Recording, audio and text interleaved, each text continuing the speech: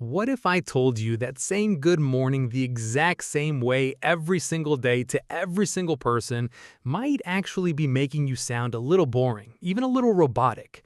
Stick around, because today we're fixing that for good.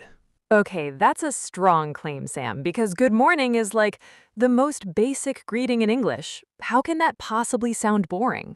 It's not that it's wrong, it's just that native speakers rarely say only good morning over and over. They mix things up depending on the mood, the person, and the situation. And today, we're going to give you 8 fresh, natural ways to greet someone in the morning. I love this topic already, so let's not waste any time. Welcome back, everyone. So glad you decided to spend your morning with us today.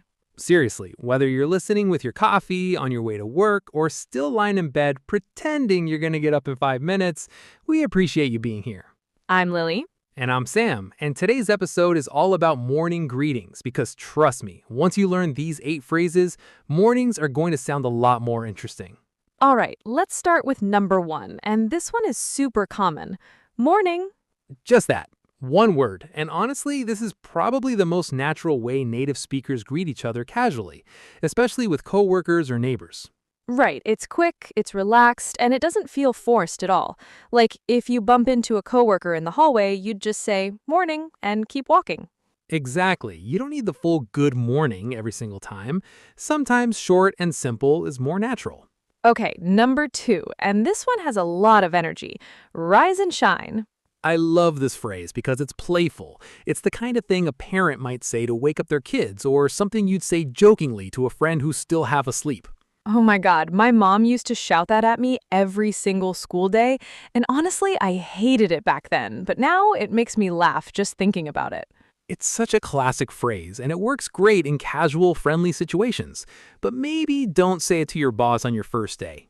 Definitely not, unless you want a very confused look back. All right, number 3, and this one sounds a little more caring. Hope you slept well. This is such a warm way to start a conversation because instead of just greeting someone, you're actually showing genuine interest in how they're doing. Exactly. Imagine you're having breakfast with your partner or a family member, and instead of just saying good morning, you say, morning, hope you slept well, which instantly makes the moment feel more personal. It's such a small change, but it makes such a big difference in how warm and caring you sound. All right, number 4 is one you'll hear a lot in offices and workplaces. Morning, ready for the day? I actually really like this one because it's friendly, but it also naturally leads into more conversation, instead of just saying hello and then standing there in awkward silence.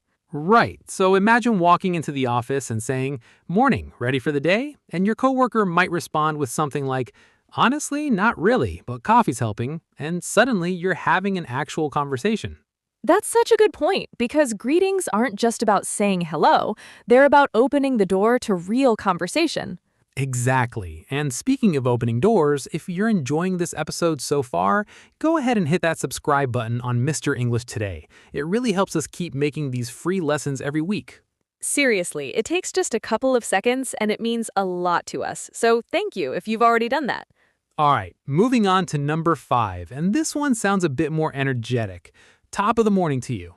Wait, isn't that phrase Irish? I feel like I've only heard that in movies. You're absolutely right. It does come from Irish English, and while it's not used as often anymore in everyday conversation, it's still recognized and used playfully, especially if you want to sound a little old-fashioned or funny on purpose. That's such an interesting fact because I always assumed it was just something people say in cartoons.